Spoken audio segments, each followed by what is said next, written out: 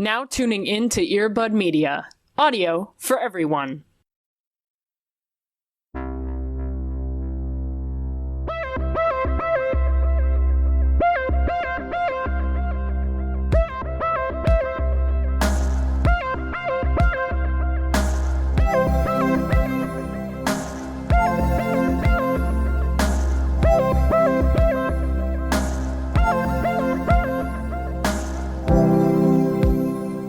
Just mention right off the bat, I feel like it's hard not to acknowledge that this does oddly feel like a weird YouTube reunion in a way that this show has not felt like in a very long time. Right.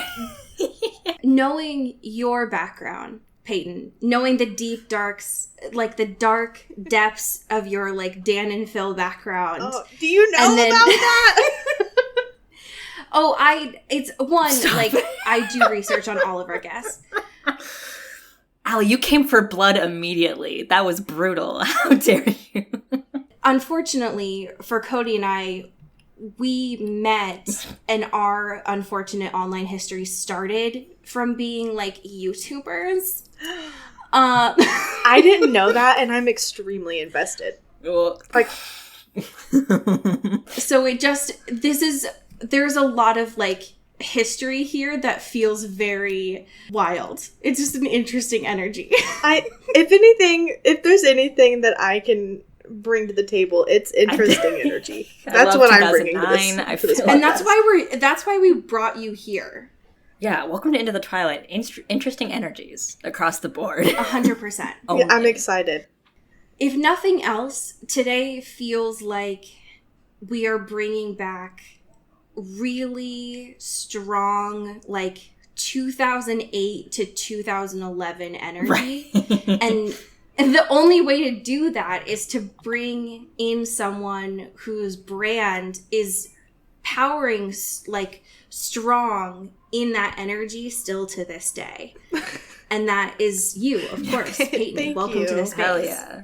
I think Twilight was like the infinity stone I was missing. I still have Dan and Phil. I work for Hank and John. Like, I'm really in deep. And Twilight was really what my brand was missing. So I'm very happy to finally collect them all. Yeah. Yeah. We're so glad to finally provide that for you so that you can become the most powerful person, the true girl boss that you were meant to be. Thank you. It's just wild, I think, that, and I don't know how much Cody wants to talk about it themselves. Our dark backstory. Just our dark online our dark YouTube and twisted backstories. minds. But yes, it truly does. It feels like a meeting of minds that is, like, truly haunted. But I'm immensely grateful that you are here. For anyone that has the audacity not to know who you are, Payton, would you mind telling folks who you are and all of the, like, million things that you do on the internet? Sure. So, I mean, prefacing, I am chronically addicted to Twitter. So that's really the cornerstone, I feel like, of my biography. It really starts out with, like, the heading is the Twitter bird. We're just going to get right into the weeds. I had a Dan and Phil Stan account. I think that's important to just the culture. Get out the culture. Right. You're listen, you're safe here. Thank you. Yeah. Like, we have a fucking Twilight podcast. Like, listen. I feel very seen in this space. I'm feeling very confident. So, yes, I had a Dan and Phil Stan Twitter. I made it in 2017, which is a little embarrassingly late to add on to that. So much later than I would have guessed. I'm comfortable admitting it. So, listen, I have the Stan Twitter. And then gets embarrassing for another person, but I'm fully comfortable dragging him into the weeds. Hell yeah, no prisoners. I befriended Hank Green from this Stan Twitter account. Quite literally, my profile picture was Dan Howell. Like, that, let that just be known. He thought that it was a picture of me. He texted me that once I'd already started working for him and was like, I know Dan and Phil, and I thought that was a picture of you. And I was like, great. Yeah. I mean, wouldn't that be wonderful to be like a hot British man? But no, sadly, that's not me. So we became friends. I kind of forced him to be my friend, but it really worked out for me because now I, like, help him run his and John's TikTok. John was really suckered into this. I'm sorry. If you hear this somehow, I'm really sorry. John Green, do not interact. I do remember seeing those tweets of of watching that happen through your Twitter account of like, how can I make it happen? Like, how do I text Hank? Like, how do I make this happen so that I'm doing all of John's TikToks? Right. It was a very odd series of events. But yeah, so now I'm a social media manager, which honestly, the Dan and Phil stan to social media manager pipeline is strong, and it proves itself over and over again. It is incredibly strong. I don't think that a lot of Dan and Phil stans who were, 13, 14, running 24-hour Tumblrs realized the unbelievably marketable skills that they were developing at the time. Yeah. So I think that it makes complete sense, honestly. What also makes complete sense to me is that Hank would completely believe that you were a British twink named Payton. Right. That makes complete sense to me. Yeah, it does to me. Yeah, that's a great Yes, it makes perfect sense. I mean, my @ was Desert Plant Dan because Cactus Dan was taken. That's sort of my villain origin story. That's when you became the Joker. Sure. So that's that's what I do. I am online in my free time, and I'm online for work. And now recently, I have rewatched all of the Twilight movies because my husband Brent had never seen any of them. Which, like, honestly, what a horrific thing for me to have been married to this man for 6 years. And I've never shown him this part of my life. So he has seen them all. And, don't tell anyone, but I think he liked them. So. Not to put Brent on blast or anything, but. That is unreal. Thank you for sharing your story, your truth with us and all of the community that we have here. It is completely a safe space. I can't wait to hear Brent come on the podcast and tell about his Twilight story.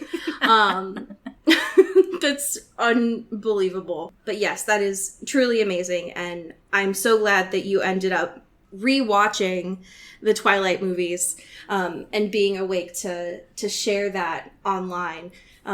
So that you could end up here. Yeah, I think, what else would I be tweeting about, honestly, besides watching the Twilight movies?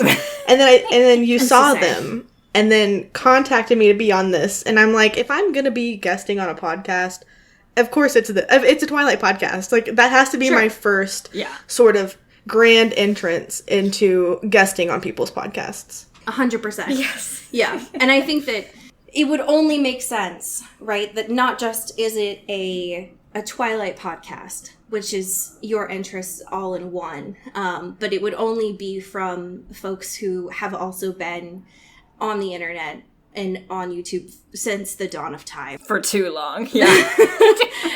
As someone who has had the joy of interacting with Hank and John at VidCon several times, it is all just like a circle of life. I think it makes complete sense.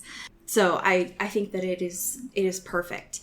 Payton, one of the things that we love to do on this show in general, but especially over the past 18 plus months, is to check in before we dive into trash, but also to talk about something that has made us happy recently.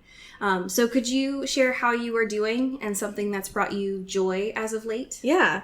I'm doing surprisingly well for the current state of everything. Hell yeah. Congratulations. Yeah, love to hear it. And my happy thing really happened about 2.5 months ago that I moved from Alabama to Colorado, which, what a blessing that has been. So that's been great. I love it here. And it continues to be my happy thing every day because I wake up and see these mountains and it's just amazing. And what an experience to rewatch Twilight in the mountains. I mean, it's the perfect setup for all of it. Nice. Has just really worked out.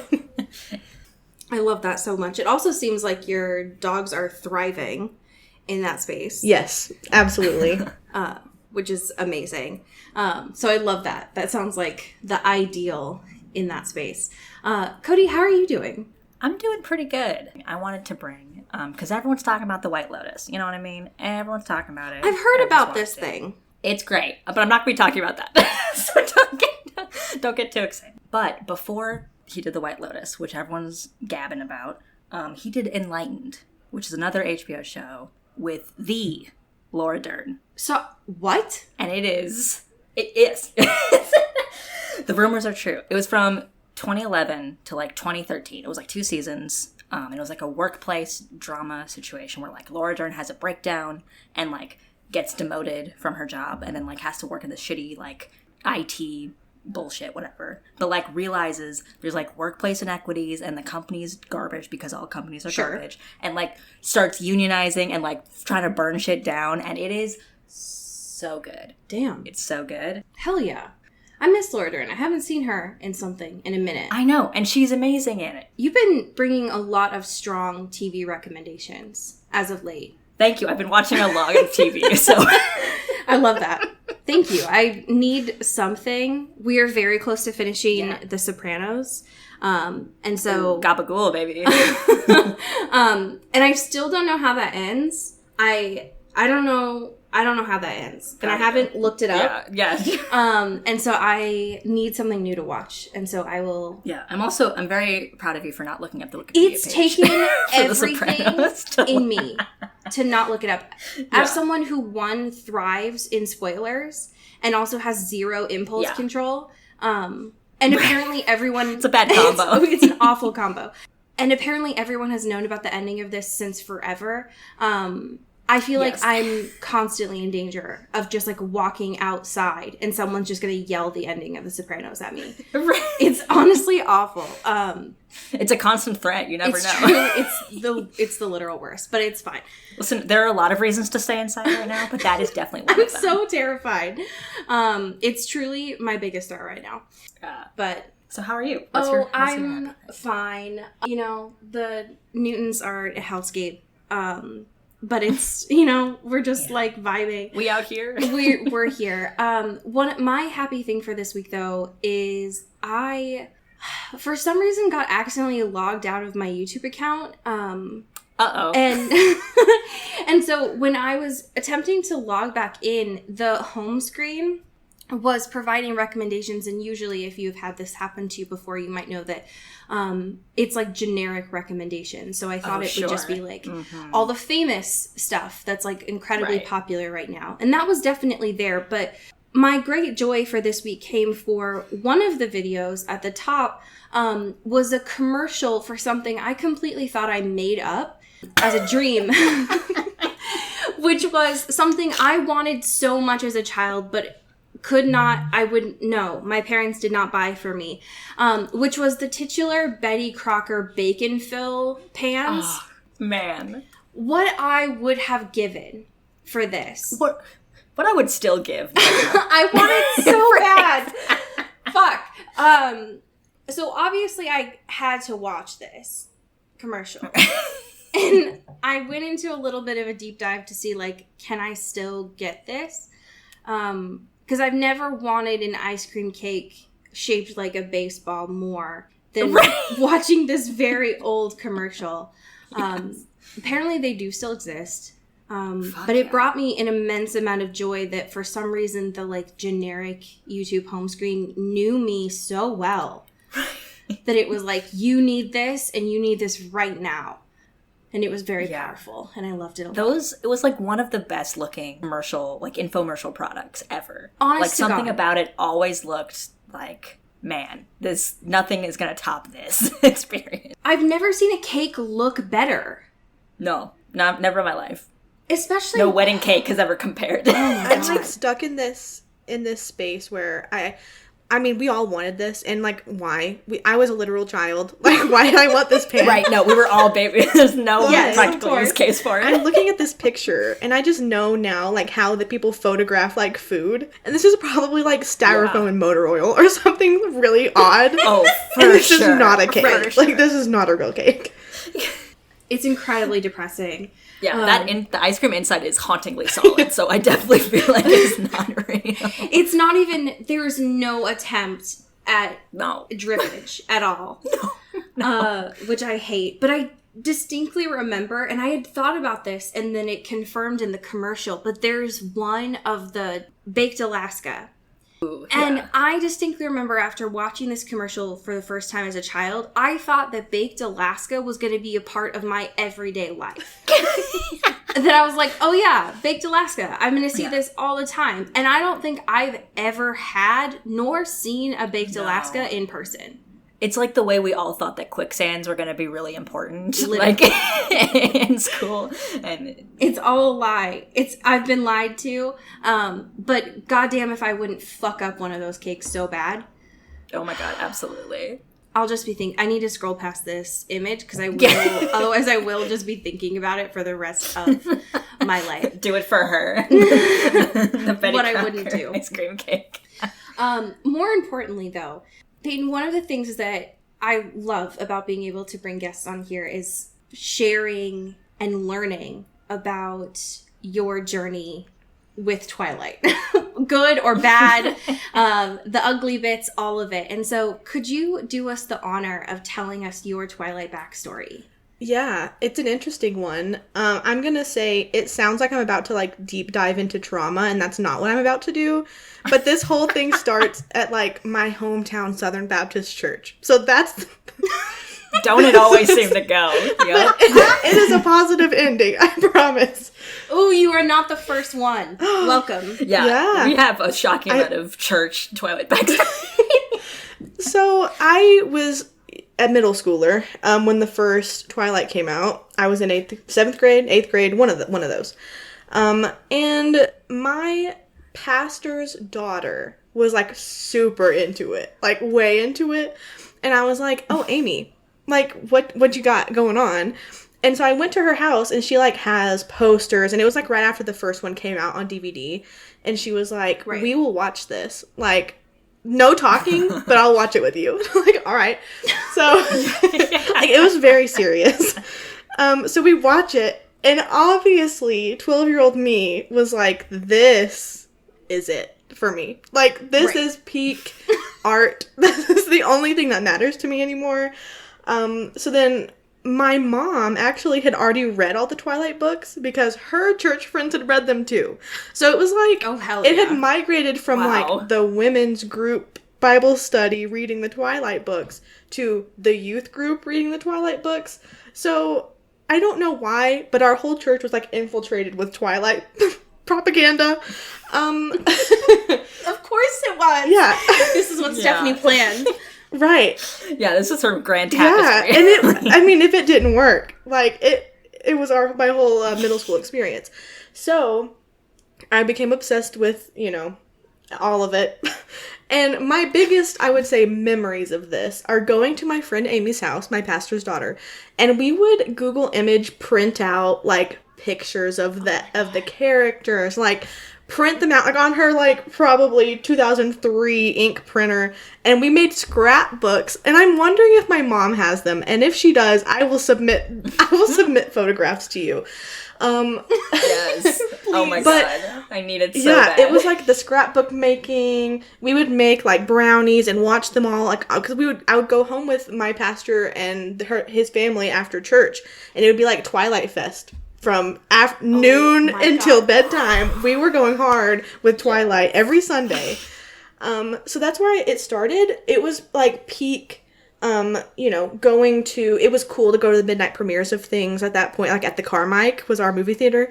So my mom would take me and all my friends from school because it started at New Moon, because I was not a fan when the first one came out. So we would like go to the Carmike, my mom would take us, and we would wear our Twilight pajamas and stay there all day, because they would show them all. So like by the last one, when I was probably like a sophomore in high school, it was like we left school at 3 and we were there until 2 a.m. like, because we would watch them all. In our pajamas. And I'm sure like the movie theater employees hated us. Like I'm sure everyone else was having a horrible time with us being there, but we were having a lot of fun. And that's all that matters. You know? Yeah. So that's sort of how it all began. And I mean, I'm here now, 25, and I'm still here. So I mean, I think that makes a lot of sense, right? Stephanie was very intentional in the fact that Angela was the like pastor's daughter, in there. Right. So Stephanie was like, yeah, no, this is, I mean, not only was it very overtly religious. Yes, incredibly. But also was like, oh, no. Like, Angela's cool. This is cool for folks. Yeah. We got the cool church girl that everyone loves. Nobody has a problem with. Very sweet. I love the fact that it was, like, spread from the moms group to the youth group. That's wild. Did you, after high school, was it still something that was, like, a part of your fandoms, or did it go dormant until, like, Midnight Sun came out? It went dormant. Unsurprisingly, it was the Hunger Games after that. So we sort of went, yeah, totally. That's a natural pipeline. full down the line. Twilight was old news. But then I rewatched them, I would say maybe 3 or 4 years ago. I have them on DVD. So I was just like kind of rewatching them. But then really the resurgence has been, everyone's talking about it now because of Netflix. Yes. So I've been it's huge. I've been I'm fully back. I am ready to talk about it. Anyone who will listen. That is fair. I think that it's so wild to me, and I almost wonder now if it was an intentional move on Lionsgate's part when they took them off, and now that Midnight Sun is back, they're like, we're just gonna put them back on Netflix. Because they essentially waited for the quote-unquote Twilight Renaissance. They did. Where it was, like, the anniversary, and, like, everyone was talking about it again, and all these think pieces were going on, whatever.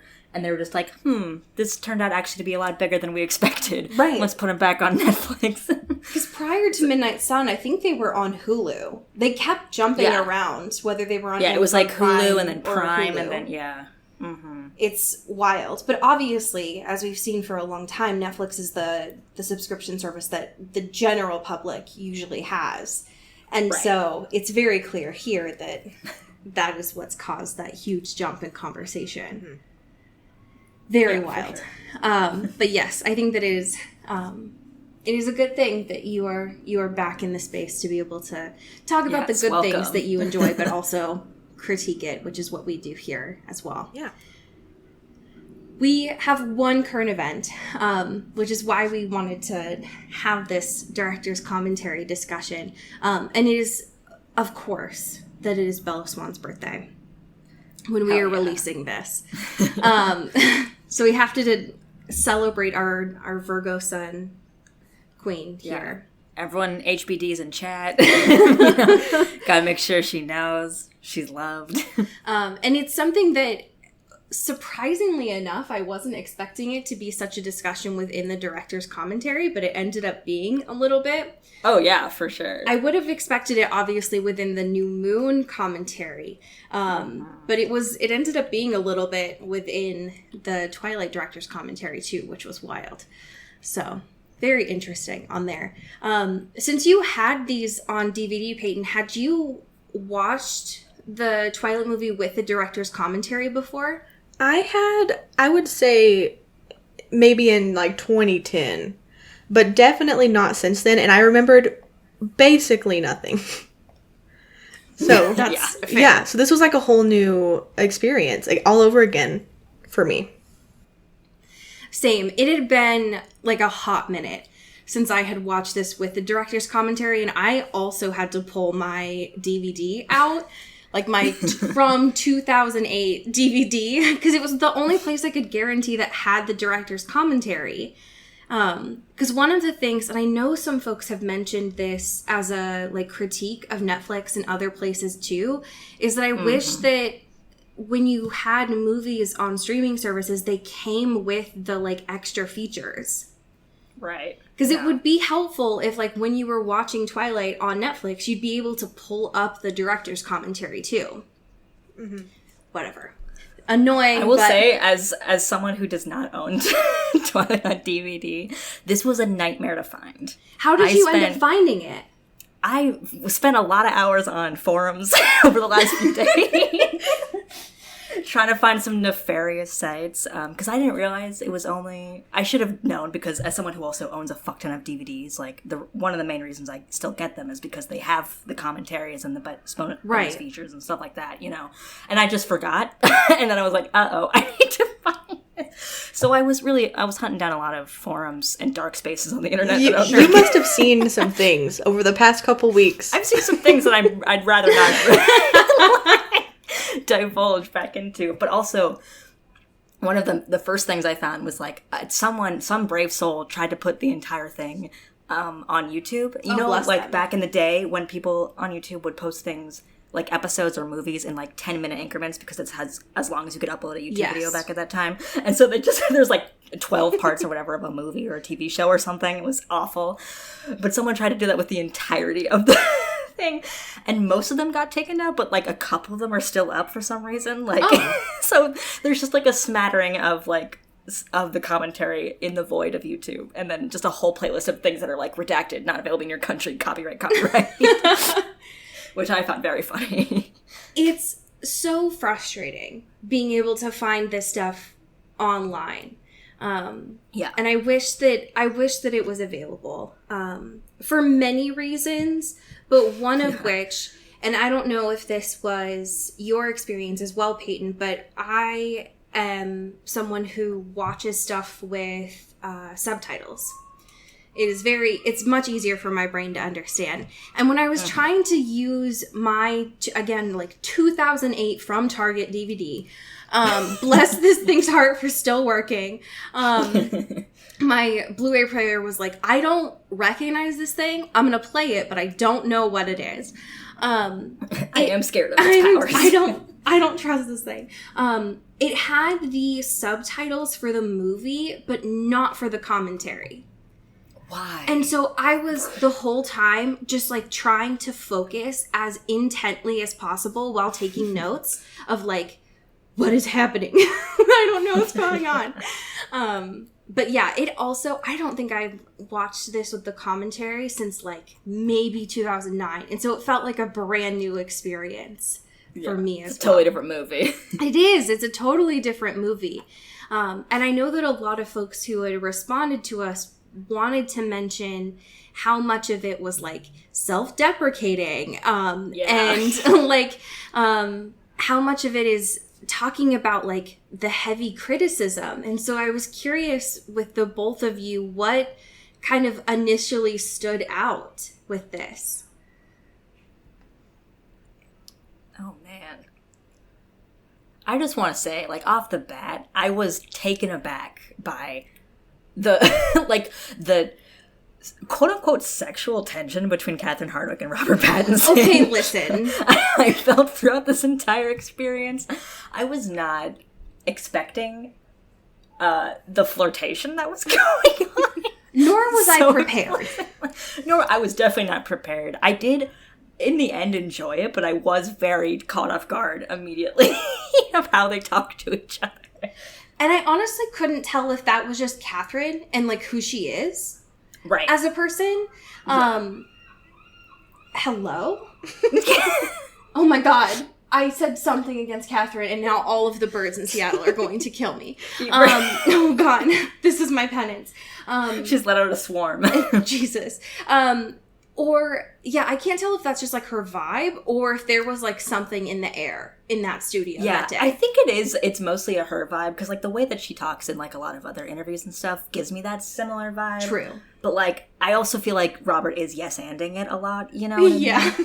And it's because at every single moment in this, Robert is talking about how he looks in every shot. Yes! Every shot he is in, he's like, ugh, my eyebrows, or like, ugh, my abs, or whatever the fuck, or my stupid hair. And then Catherine's always being like, oh. Like, either negging him or, like, complimenting him, and it's very strange. It's so weird, because she's like, sir, I chose you because you're hot as fuck. Will you stop? Yeah. And he's like, yeah, but, like, I hate myself, so I don't know. Yeah. They spend so much time being like, oh, you know, now that we know it made money, we can remake it with someone hot and young like Zac Efron or something. Yes! It's like, what is going on? I don't know. I just think sitting, like, I just picture them on a couch. Sitting on a couch next to someone critiquing how I look for 2 hours makes me want to sprint out of the room. Like, yeah, it truly does not seem like a great vibe. There, as much as Robert is, like, very set on being like, I would rather not be like emotional about this. Right. And you, Catherine, and you, Kristen, want to be emotional about this. So I'm just going to stick to hating myself. Right. I will say that they do seem to be having a lot of fun for these 2 hours. What I would give to be in that room. They seem to be just like they're just vibing. And I do love that a lot. Which is very nice. It is, there's so much. One, I will say that one of the initial reactions that I got, aside from the fact that it's just like, damn, I would love to be in that room. They seem like they're having a great time. I guess I shouldn't be surprised by this. But what I loved was being able to hear how intentional Catherine is about everything. Yeah. Oh, yeah. She's so good at her job. And that I love hearing people who are great at what they do just talk about it. It's very enjoyable. So that was like the best. Yeah. One of my favorite like facts, of this that I didn't know prior to this, was the fact that at one point in the beginning, Rob is talking about how like the car, like stopping the car scene or whatever, and he's like, I still don't really get like the physics of that. Yes. And, like, how that made sense. And then Catherine immediately, it's like, well, some of us were physics majors, so we get it. And I had to be like, wait a minute, what? And like, she went to school for architecture originally, and I was like, what? A woman in STEM? She is a woman in Catherine STEM. Hardwick. Literally, we have to stand Catherine Hardwick. I love her so much. Not only, and the wild thing about this too is not only is she incredibly calculated with like every single part of this movie, but then she's also Catherine and just doesn't give a fuck. Like there was a part pretty early on into this commentary when she was like, oh yeah, one of the guys just like came on set with this jacket. And I loved that jacket. And so I just had him wear it in the scene. And it was great. Hell yeah. What? I'm pretty sure it was Gil. Like in the first scene that we see him in when Bella meets Jacob and sees her truck for the first time. And she was like, yeah, I like that jacket, man. Just wear that. Hell yeah. What? I can't believe her. So I listened, this was last night, and I took notes on my notes app on my phone. And of course, looking back, none of them really make sense. But, and I definitely got sidetracked about halfway through and stopped for a while. So my notes are a little bit iffy. But one of them just says, in quotes, we have very similar eyebrows. And then beside it says, his eyebrows are 5 times as thick. I feel like they talked about his eyebrows multiple times. They did. Yeah. They talked were about Rob's constantly eyebrows pressed on it. Yeah. so much. I remember exactly where you were in that moment because I wrote this down as well. They were filming the science, in the bio room. And Rob was very concerned when they were talking about this because I think they had mentioned that Stephanie was supposed to be there during that scene. And yeah, Rob was like, oh yeah, my eyebrows, we have the same ones. Because Kristen also, if I remember correctly, had mentioned in that scene that her face started shaking by the end of that day because she was trying to keep it so tense. But yeah, Catherine was very adamant about how much throughout this filming they had to pluck Rob's eyebrows and wax them. Yeah. So she was not having any of that. I loved that so much. So good. It's there's just so much that is unbelievable. Ooh, also one of my favorite things about this was the better hold on tight spider monkey moment. Oh my god. Where Catherine reveals that he had 5 lines to choose from, and that is the one that he personally picked. And I just want to know, what the fuck were the other ones? What were the options? I have so many questions. That feels like a huge... What could have... It was actually his choice. I'm deflecting because this is a very odd line. I agree as well. the idea of there being other options in that moment feels impossible to me. Yeah. Like, imagine the state of Redbubble and Etsy if that land was any different. You know what I mean? Like, culture would have changed. It would have been different. We would have been in a different world. I agree. It seems impossible.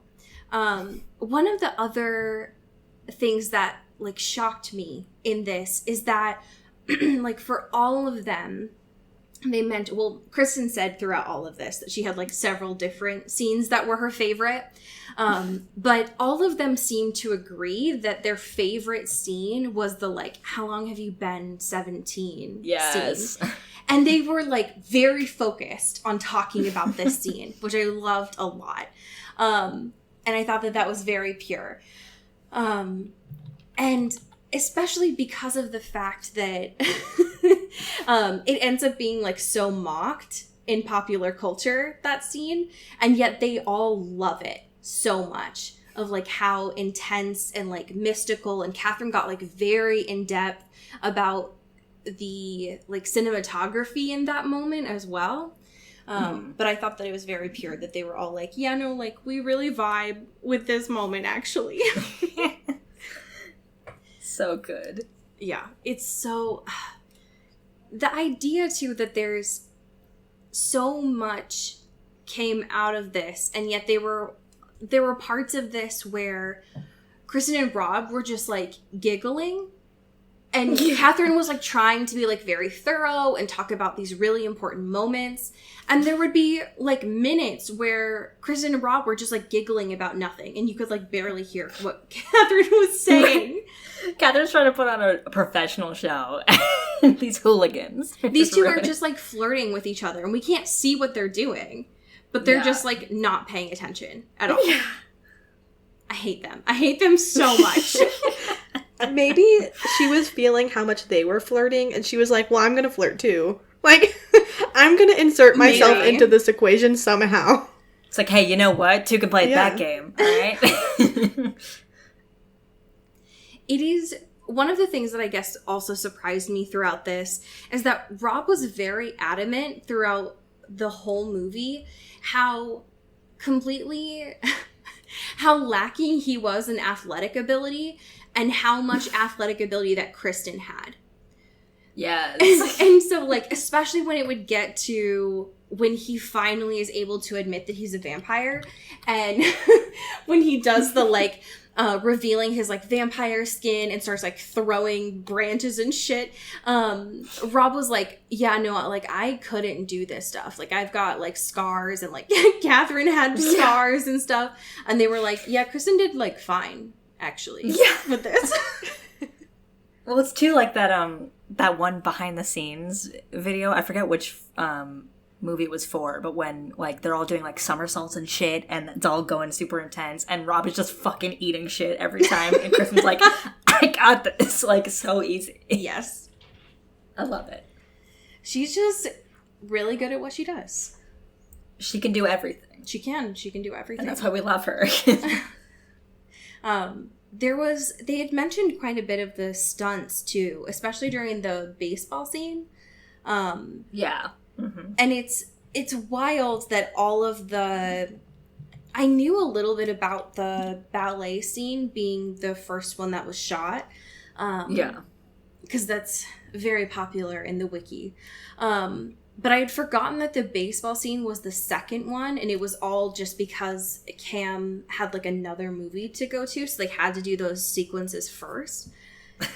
But it is wild to think that two of the most, like, intense scenes they did like right at the beginning of shooting, and, like, highly choreographed, like 100%, you know. Yeah, truly unreal. And how much too, Catherine was pretty honest during the commentary about this, but, like, how many of the actors got, like, major injuries throughout this filming. Yeah, seriously. Because I know Cam got pretty fucked up during the ballet scene. Yeah. I think it was his shoulder or something. But when they mentioned in the baseball sequence that, like, Nikki had hurt her, like, butt from sliding so much and stuff, like, there were people that got, like, hurt and stuff from going so hard in the paint. Yeah. Truly unbelievable. Dangerous movie. Yes.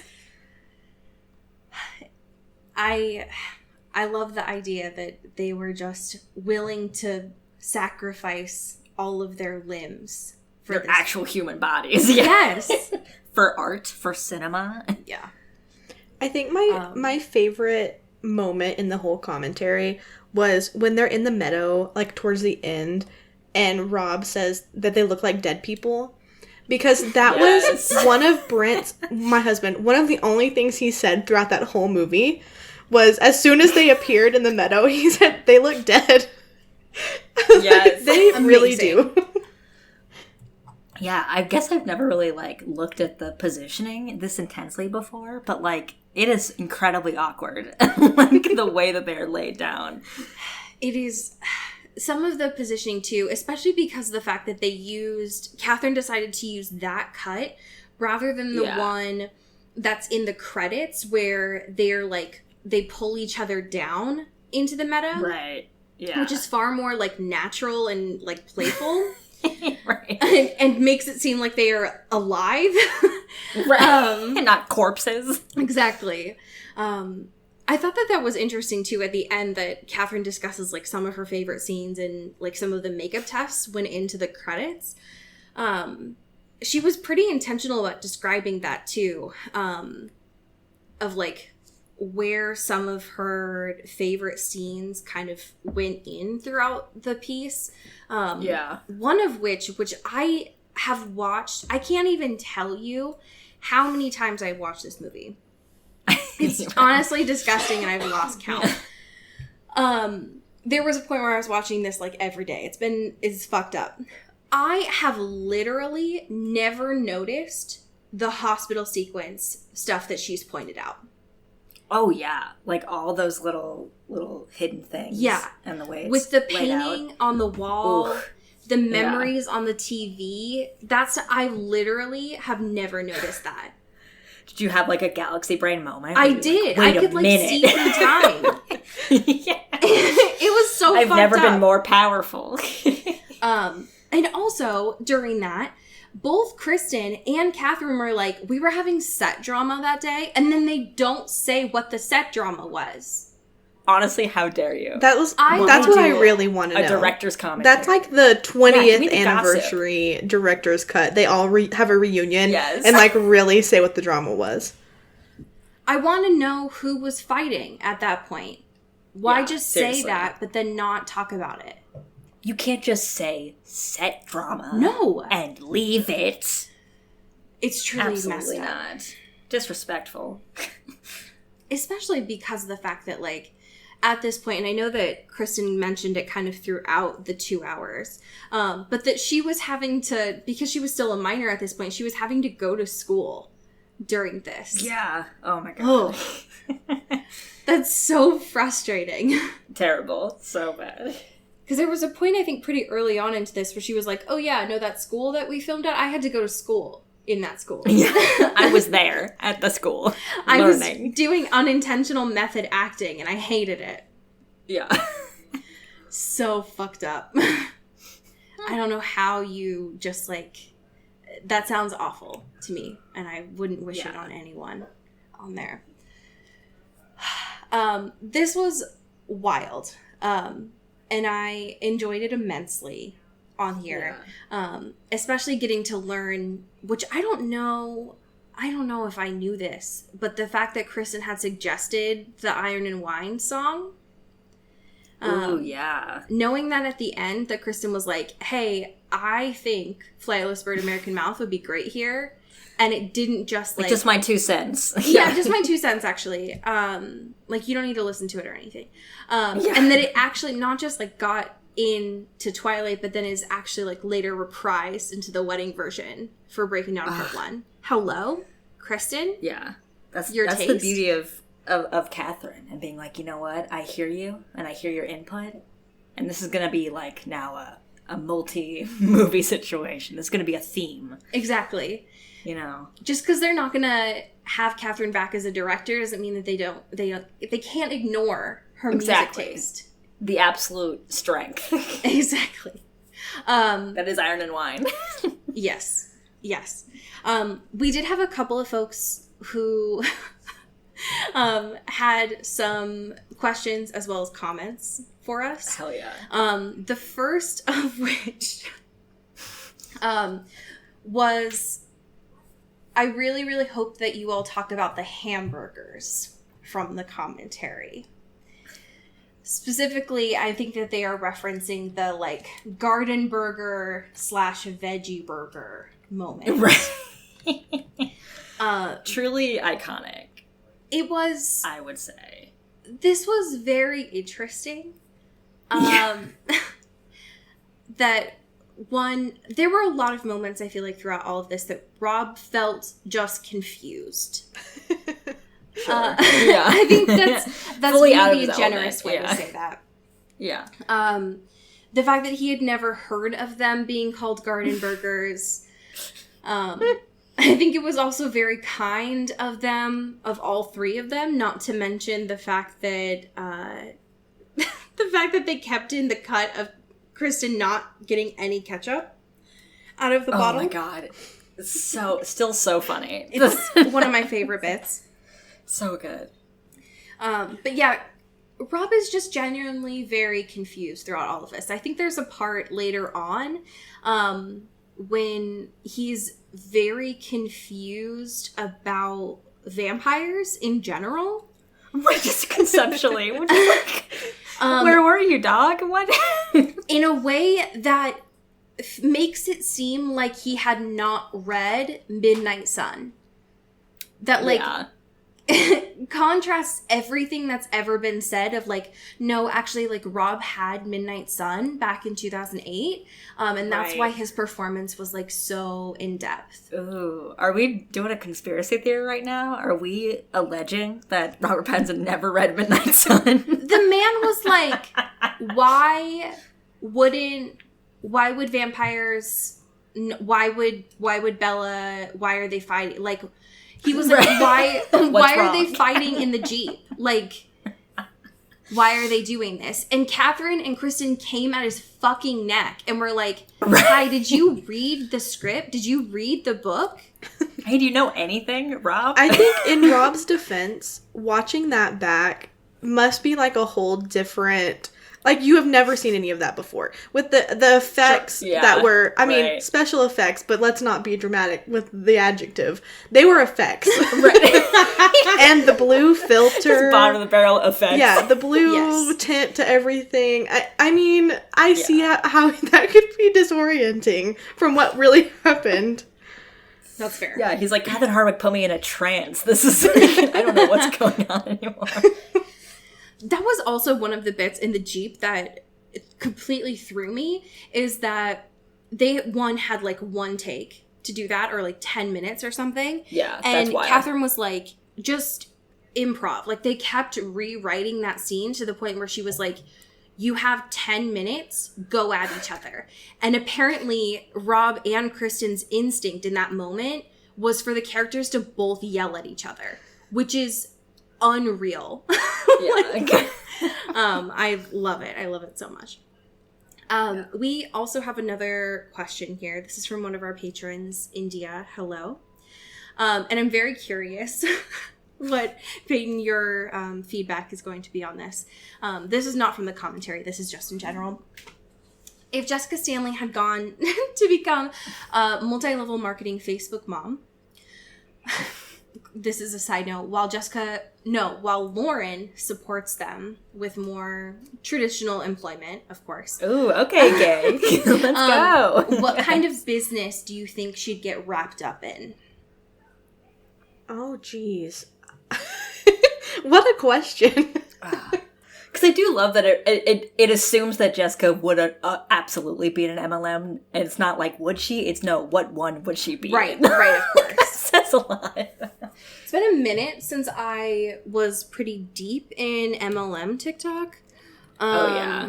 This is a very important question. You know what vibes I'm getting? there's like that mascara. I couldn't tell you the brand of it, but it's a MLM. Yes. And it has like fibers and there's like multiple steps and it's like big. I mean, I guess I just moved here from Alabama. It's like peak Southern girl look sort of vibe. That's exactly the MLM I would picture her in. Like, yes, for sure. For some reason. Like, or maybe like some Avon, some Mary Kay, like some sort of cosmetic, Avon for sure. I feel like must be the move. Yes. I think that vein feels safe, feels good. The one that initially my brain went to was like essential oils. That also makes perfect sense. I feel like there's like a couple of those. Yeah, like a holistic, you know. And I think it would be a borderline aggressive sort of approach with, like, I have a headache and suddenly you're being, like, slathered. Like, I don't think it... Right. It would not be, do you want me to put oil on you? It would be like, oh, there's oil on you now. Like... It's too late, there is oil on you. You will smell like lavender for the rest of the day. That makes sense to me as well. I think it depends on whether Jessica and Lauren stay in the Pacific Northwest or whether, like a previous headcanon we've seen from folks, they did move to LA. I think that will depend on the type of MLM that they do. That is my cop-out answer. Cody, do you have an opinion? Yeah, I mean, my initial gut was a LuLaRoe situation. Oh. But, because she's always in, like, an athleisure moment, you know what I mean? No, I agree. And I feel like, you know, if she's on Facebook, you know, like, she might get swept up in that thing pretty easily. But I also totally agree with, like, an Avon, Mary Kay moment. Like, definitely any of the beauty situations, I feel like, makes a lot of sense. Maybe just she gets into all of them. Maybe she gets she goes like full, not girl boss. It's like girl CEO. I'm in 5 MLMs. Yeah. She has like 7 different downlines. It's actually kind of impressive and kind of iconic. Yeah. So I love that for her, actually. Good for her. Yeah. Maybe someday Lauren will support her dreams that way. Yeah. No, I love that. As long as she stays away from me, because I can't. I'm easily swayed. No. So, as I've mentioned this before, I unfortunately was sucked into an MLM when I was in college for like a good 3 months. I can't be around. I can't be around those people. Okay, well, folks, here's what I gotta say. We're recording this 3 weeks in advance. So when you hear this, when we're next week, oh God, my Xbox is fucking up. No, next week, when you hear this, we should be on Vampire Academy chapter 17 and 18. If that's wrong, don't come for me because I'm in the past and I can't do anything. Yeah, I don't know what to tell you. But I tried my best, okay? There's simply no way of knowing. Listen, math is hard, and you know how I feel about time. It makes my brain melt, so I can't help you. What I can help you with is that we have a lot of patrons that I adore, and I would love to thank them. Through song. Nope, not through song. We're not going to do that. Absolutely not. That's a strong veto. No, I would rather eat jalapenos instead. Great. Cody, would you like to start us off? Absolutely. Shout out to Mallory Hardwick. Thank you to Katie Black. Thank you, Kylie Minty. Thank you to Alex Dornan. Shout out Carrie Goldberg. Thank you to Mickey Meyer. Shout out Rebecca Cullen. Thank you to Mulch Gray. Mulch. Shout out Taylor Brown Town Lautner. Oh. Thank you to Jasmine Anastasia. Whoa, yeah. Thank you to Bailey Christian. Thank you to Cassandra Bomer. Shout out Kristen Strider. It's starting to sound like dogs, and that's not what I It's was... sounding like small dogs barking. Going to a frequency that only dogs can hear. Damn it. Thank you to Julia Stewart. Shout out Megan Pattinson. Thank you to Cassandra O'Shea. Yeah. Thank you, Rachel Seeker. Thank you to Ashley Dragomir. Ooh, yes. Thank you to Alexandra Ozera. Too close to my name. And making Allie uncomfortable. Meet me outside. Whoa. Thank you to Maddie Facinelli. Thank you to Genevieve Morgan. Whoa. Oh, yes. Yes. Thank you to... I don't have favorites. Shut up. Thank you to my mom, your mom, our mom, Kelly Beck. Woo, Mom. Shout out Sophia Salinger. Whoa. Thank you to India Peach. Thank you to Laura 40. And last, but certainly not least, thank you to Abby Penn. Woo. Yeah. Hell yeah. I have been waiting for this for so long, and I'm incredibly excited. Peyton, what fan fiction did you bring to the space for us this week? It's a good one. I don't know. I've only listened to your few most recent episodes, so I don't know how wacky you usually like to get with this. It's rated G. I feel like I need to say that before you get afraid. Okay. That's Great. very generous of you. Yeah, that is very kind. This one, I was looking for a fanfic to bring yesterday, and this so happened to be published yesterday, and it has brought so much Holy light shit. into my life since I found it. Gosh. And I can't Hot read off the the whole thing. presses. It's a whopping 900 words, just to preface. Got it. It's called Teenage Dream, and it is by Supreme_Overgnome. Okay. I'll give you the summary. It is, everyone is bored during quarantine, at least until Rosalie has something to say about it. Katy Perry may or may not be involved. Oh my god. I came prepared as the guest, and my fanfic option also has a guest. I feel like that works perfectly. No, I think That's perfect. incredible. Yeah, I love a cameo, you know? I love that. So here we are. We'll start in the middle, but it'll make perfect sense. Jasper, Emmett, and Bella all ran out to meet Rose in the woods. The group returned in outfits. They all wore sparkly crop tops, low-rise jeans, blue and green eyeshadow, ponytails, and then in parentheses, except Emmett because he didn't have long enough hair, and glittery accessories. Where on earth did you get "please sit"? This wasn't a request because Rosalie never requested anything. As stunned, Carlisle, Esme, and Edward sat on the couches which had been moved into a semicircle. Alice sat down with enthusiasm. Rosalie nodded to Bella, who very coolly swaggered to the sound system to plug in Rosalie's phone. And then the rest of it is the lyrics to Teenage Dream by Katy Perry because they perform it. Stop. This is so important. I don't know why someone wrote it, but I'm so glad that they did. I'm so happy. Thank God they did. Listen, I didn't know that I needed this until right now. And so I didn't think know that I they needed fulfilled- all of these people in like glittery blue eyeshadow and mostly ponytails and Right. pigtails. I love the clarification of why Emmett didn't have one. Right. We all in case you wondered. didn't We all know. wondered why, and now we know. So, Right. excellent. Truly powerful. It's art. I love it. I love it so much. And I love how recent it is. As Yeah, well. it's hot off the Fresh. presses from yesterday.